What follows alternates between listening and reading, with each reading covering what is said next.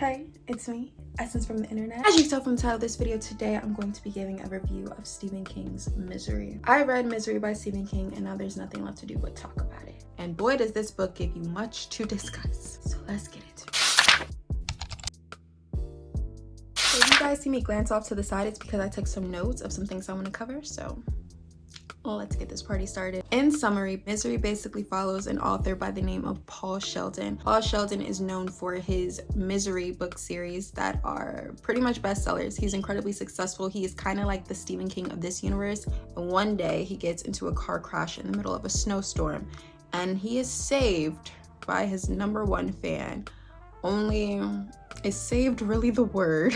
If anything, I suppose he's more so subjected to his #1 fan. And that brings us to Annie Wilkes. Annie is Paul's #1 fan. She knows his work front to back. She knows the characters, she knows the plot, she knows his writing, she knows everything there is to know about him and this series that he's written. Annie takes Paul home. I suppose she begins nursing him back to health, or so Paul hopes. And upon Paul's arrival to her home, Annie reads the finale in Paul's Misery series, only to conclude that she does not like the way it ends. So what does she do? She forces Paul to write a new book. And so the story of Stephen King's Misery truly begins. Paul is subjected to some of the craziest, most bizarre things. As we all know, Stephen King is the king of horror. He rules the genre, and this book is a huge reflection as to why. Because the things Annie does to this man, the things she thinks, the way she acts, we're gonna get into it.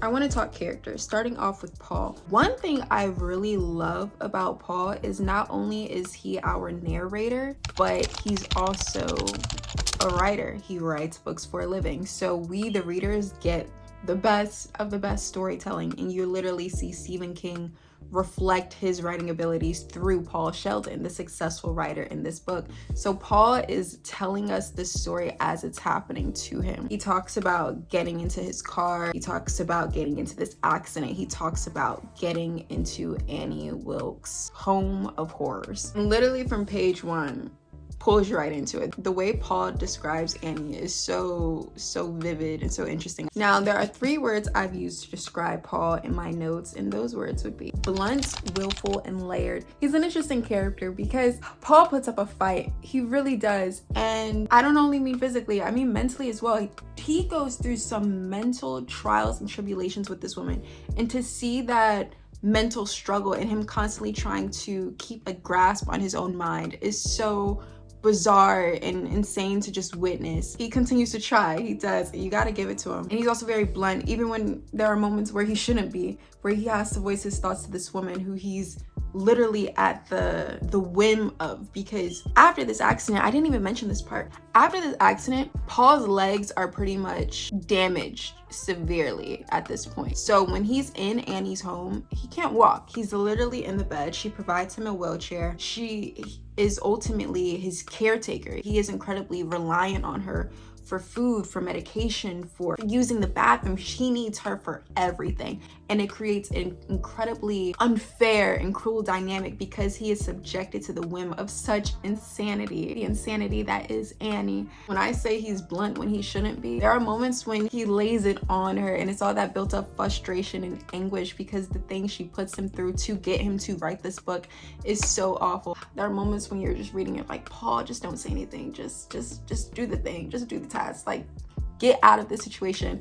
And he has to get his point across one way or another, and you just never know what her reaction is going to be, which I suppose makes for a thrilling reading experience because we don't know what a trigger can be for Annie. We don't know what a bad day for Annie can just occur. Sometimes she'll wake up and her mind would just be in the darkest of places, and then Paul is subjected to that dark day. Their relationship is so interesting because he begins to learn his captor. He begins to learn Annie as far as what her body language tells in terms of the kind of mood she's in today, what she is and isn't going to be willing to give, what she is and isn't going to be willing to share. And he even states at a point he begins to hear her voice in his mind in terms of her thinking process and her approaches to things.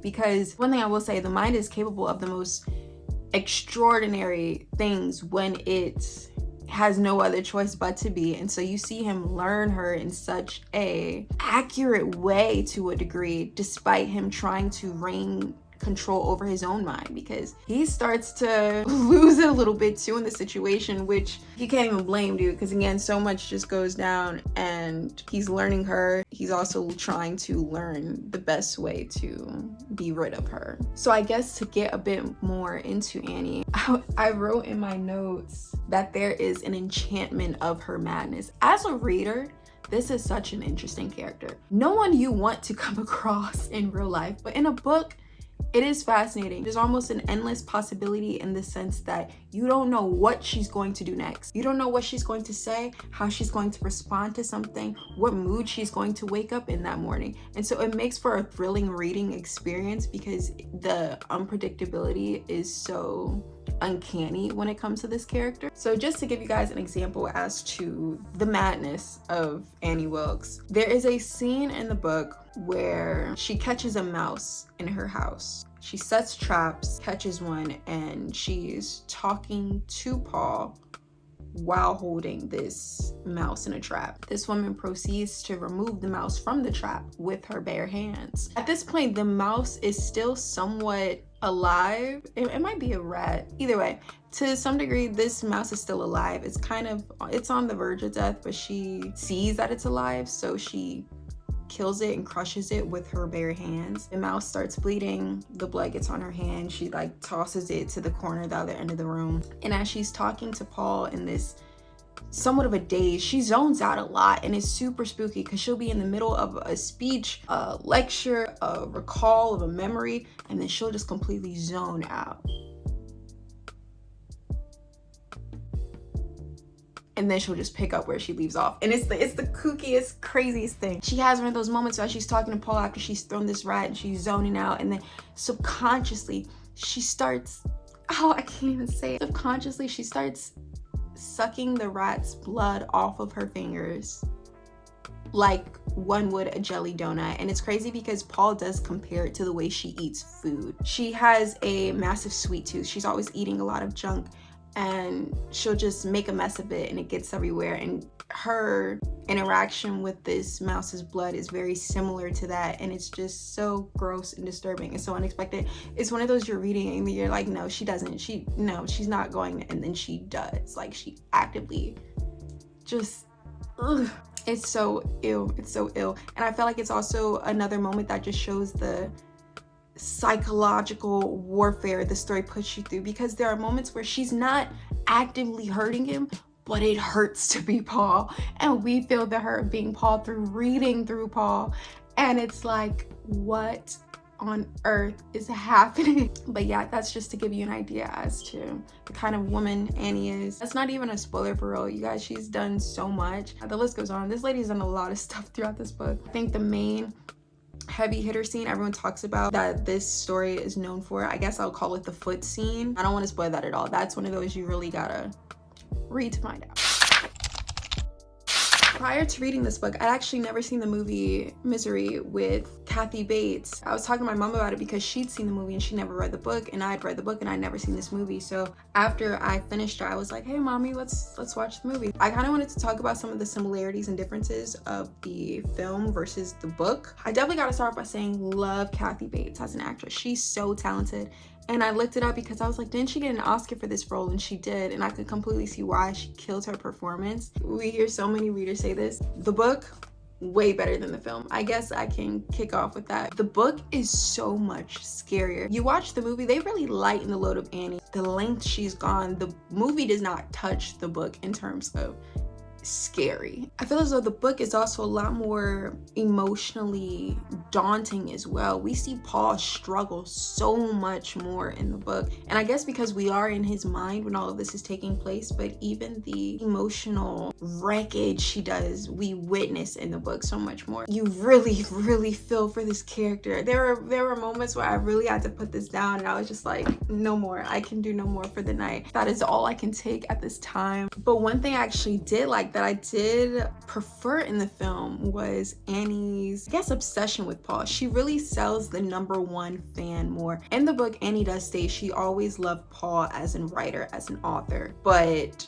the more time she spent with him as she held him captive in her home, she began to love him as a person. What I like about the movie, in the film, she knows so much about him already, and it adds to the eeriness and the concept of obsession. It tells the story in a interesting and frightening way in the film, and that is one thing I was able to appreciate. But yeah, oh my gosh, the foot scene in the movie, watered down by a million, because what happens in here compared to the movie, that foot scene, totally different. This was horrifying, and the movie is still like troubling, don't get me wrong, but what he endures in this is just a whole nother level. Definitely make sure you read the book before watching the movie with this one in particular, because some stories you can get away with watching the movie first. This is not one of them. This is one of those. If you want to be impacted by the story, this is where you start. Now, in terms of Stephen King's writing, I've said this before, I think, but he is truly one of the best descriptors I've ever read. He's incredibly talented when it comes to vividly writing. You can picture everything he's saying and the detail each character has down to a memory that occurs to them when a situation is taking place. It is so inviting in terms of you can easily picture it in your mind, in your head. Some books you read and you kind of go in and out of it. Stephen King is one of those authors. I feel like he gets you into the story, this book especially in particular, and he does not let you go until you have to rip yourself away and just ponder and reflect on everything you read and decipher when you have the means to continue. Before I read the book, I actually did look up some other reviews just to hear what people's thoughts generally were after having read the book. I heard someone say that the book doesn't get good till after like the first 100 pages. It took a second to kick in. I could not disagree more. I feel like from page 1, you're snatched into the story. I can't even say you're pulled into it. You are snatched into the story. And you're literally at the hands, at the whims of Annie. The book literally kicks off with her giving him mouth to mouth because he's unconscious, and she's like trying to bring him back. And he talks about the way she smells and the feel of her sweat. And it's incredibly gross, and yet you can't stop reading. Like, you have to know what happens next. It is definitely one of those books that, like I said, rips you in. One thing that I did see a lot of people complain about that I did agree with was the misery excerpts tend to lag on for a bit. Like I said, Paul Sheldon's an author, and as he's writing this book, sometimes there'll be scenes where we get excerpts into the book he's writing. From a writer perspective, for those of you who don't know, I am a writer as well. I can appreciate it in terms of the artistry. I think it invites you into the story in a new way, but they do go on for a bit longer than I feel is necessary, and it's just not that interesting. We don't really care that much. Lastly, there's a notable quote I wanted to touch on, and it is on page 244. This basically follows Paul. He's basically thinking about how some people have the privilege of forgetting some things, and how he was never one of those people. He remembers everything, and a lot of that has to do with him being a writer and recalling detail, and everything is a story his mind wants to tell. This quote basically says, "Because writers remember everything, Paul, especially the hurts. Strip a writer to the buff, point to the scars, and he'll tell you the story of each small one. From the big ones, you get novels, not amnesia. A little talent is a nice thing to have if you want to be a writer, but the only real requirement is that ability to remember the story of each scar. Art consists of the persistence of memory." So again, I'm an author, so that was a quote that just had really stuck with me, because I think that is true as artists. We do tend to remember everything. You tend to look at things through a really unique lens, in the sense that everything is a story to be told. And I've always said, ever since I was little, when it comes to an experience, whether it be good or bad, it's gonna make a great story to tell someday. And it's such a unique way to look at life that artists do. I just appreciate the acknowledgement of that there. Another thing I wanted to mention briefly that I forgot to touch on in this video, this is actually me editing right now, hey guys, but I wanted to talk about the fact that this book touches on the love of entertainment and media. You know, what are the lengths people are willing to go to escape into these fields, whether it be the movies they watch or the books they read. Annie's a prime example of just how far some will go to escape. And in a way, Paul is in the same boat. This book, in a really odd way, in a really unique situation per se, keeps them both going, because now he wants to complete it too, and she wants to read it to see how this new book she's made him write ends. And it's interesting, it does raise the conversation, how far would we go for our favorite show to return back to our local network and so on and so forth. I thought that was a interesting topic I wanted to throw in there in the discussion as well. So that about concludes our review of Stephen King's Misery. Now, if I had to rate this book on a scale of 1 star to 5, I would say 5. I didn't even think about it till now, but I would say 5 stars. I think this is Stephen King, some of his best work. This is my, I want to say, 4th novel by him. Pulls you in, doesn't want to let you go unless you have to go and just take a beat for yourself, because like I said, it gets pretty crazy. But overall, it's incredibly well written. I love Paul Sheldon as a narrator and telling us the story as it's happening, because it really does put you in his shoes in the best and worst way possible. There were scenes where my legs were hurting just from reading this. Definitely some of King's best work. With that being said, I hope you guys enjoyed this video. Please do not forget to like, comment, subscribe, all that good stuff you already know, and I'll see you in my next video. Bye. This is one of those you may not want to read it after dark.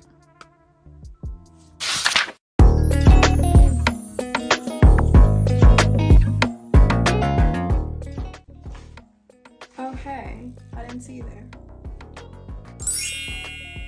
Hey, it's me, Essence from the internet, and you're watching my channel.